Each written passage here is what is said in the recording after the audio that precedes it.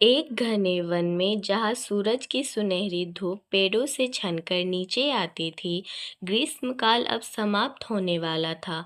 गर्मियों का मौसम जाते ही सभी पक्षी अपने अपने घरों के लिए सूखी लकड़ियाँ जमा करना चाहते थे, क्योंकि शीतल काल में इन्हीं लकड़ियों से अग्नि जलाकर वे अपने घर को गर्म रखते थे। ये सारी लकड़ियाँ इकट्ठी कर लो, और अगर कोई दूसरा पक्षी आए तो उन्हें हम यहाँ से भगा देंगे। इस बार हम किसी दूसरे पक्षी को एक भी सूखी लकड़ी जमा नहीं करने देंगे।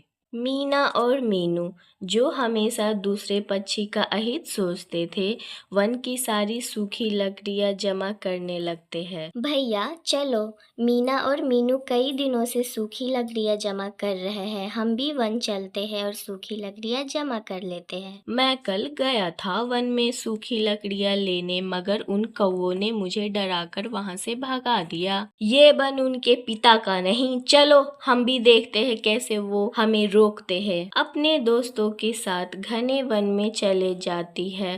तभी मीना उसे देखती है। रुको रुको कुमुद, ये लकड़ियाँ हमने जमा की हुई है। इतनी सारी लकड़ियों का तुम क्या करोगी? हमें भी थोड़ी लकड़ियाँ जमा कर लेने दो। अगर अपना प्राण चाहते हो तो चले जाओ यहाँ से। अगर एक भी लकड़ी उठाई तो यही लकड़ी उठाकर सर में मार दूंगा। आओ मारो, मैं भी देखता हूँ। नहीं बब्बू भैया, हम इन कौवों से लड़ाई नहीं करेंगे। हम दूसरे वन चले जाते हैं। कुमुद अपने दोस्तों को साथ लेकर दूसरे वन चली जाती है। वो सारा वन घूमते हैं, लेकिन वहाँ तो कोई भी सूखी लकड़ी नहीं थी। रॉकी भैया, इन वन में तो कोई भी सूखी लकड़ी नहीं है। कुमुद बहन, अब हम ऐसे करते हैं कि अपने अपने घरों में भोजन जमा कर लेते हैं। अगर घर में भोजन होगा तो हमें भोजन की चिंता नहीं होगी।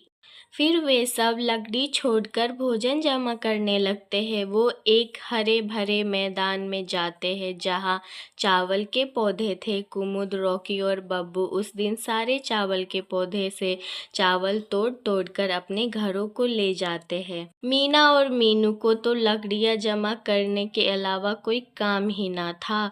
वो अपना घर लकड़ियों से भर लेते हैं। फिर दूसरे दिन कुमुद, रॉकी और बब्बू नदी के पास जाते हैं। बब्बू भैया, क्या हुआ जो हम सूखी लकड़ियाँ जमा न कर सके? हमने इतना दाना तो जमा कर लिया है कि अगर 2-4 दिन घर से बाहर ना जाना हो तो हमारे घरों में खाने को दाना होगा। अग्नि के बिना हम जी सकते हैं, मगर दाने के बिना तो कोई पक्षी जिंदा नहीं रह सकता। ऐसे ही कुछ दिन गुजर जाते हैं और फिर वन में सर्दी बढ़ने के साथ साथ वर्षा भी शुरू हो जाती है। मीना और मीनू के घर में तो लकड़ियों के सिवा कुछ भी ना था। हमने तो सारा वक्त लकड़ियों जमा करने में ही व्यर्थ कर दिया और घर में खाने को कुछ भी नहीं। मीनू, मुझे तो बहुत भूख लगी है। इन लकड़ियों को खाकर तो हम जिंदा नहीं रह सकते। अब हम क्या करेंगे? मीना तेज वर्षा में अपने घर से निकलता है और रॉकी के घर जाता है। रॉकी रॉकी, दरवाजा खोलो मेरे मित्र, प्लीज मुझे 2-4 दाने दे दो। भाग जाओ यहाँ से, जाकर वो लकड़ियाँ खाओ जिन्हें जमा करने से तुम हमें रोक रहे थे। लोभी कौवे, चले जाओ यहाँ से। मीना वहाँ से चले जाते हैं। बब्बू तो मीना की बात भी नहीं सुनता। दुष्ट कौवे, अगर दोबारा मेरे दरवाजे पर दस्तक दी तो मैं डंडे से मारूंगा। नाना बब्बू, मुझे मत मारना, मैं तो मीनू के लिए दाने लेने आया था। फिर थक हार कर मीना कुमुद के घर जाता है और खिड़की से कुमुद को आवाज देता है। कुमुद कुमुद, मेरी बहन कुमुद, दरवाजा खोल दो, मुझे भूख लगी है, मुझे दाने दे दो। दुष्ट कौवे, काले कौवे, मैं ऐसे दरवाजा नहीं खोलूंगी और ना ही तुझे दाने दूंगी। पहले मेरे लिए एक गठरी सूखी लकड़ियाँ की लेकर आओ, फिर मिलेगा तुझे दाना। मैं अभी जाता हूँ कुमुद, मैं अभी जाता हूँ, घर से लकड़ियाँ लेकर आता हूँ। फिर मीना तेज वर्षा में वापस घर जाता है और एक गठरी लकड़ियाँ की लेकर आता है। ये लकड़ियाँ यहाँ रख दो और ये लो 2 दाने। अगर और दाना लेना हो तो आते हुए एक गठरी लकड़ियाँ की और लेते आना। हमने लालच किया और लकड़ियाँ ही जमा करते रहे, लेकिन तुमने विवेक से काम लिया और समय पर अपने अपने घरों में दाने जमा कर ली। इसीलिए ऐसे मौसम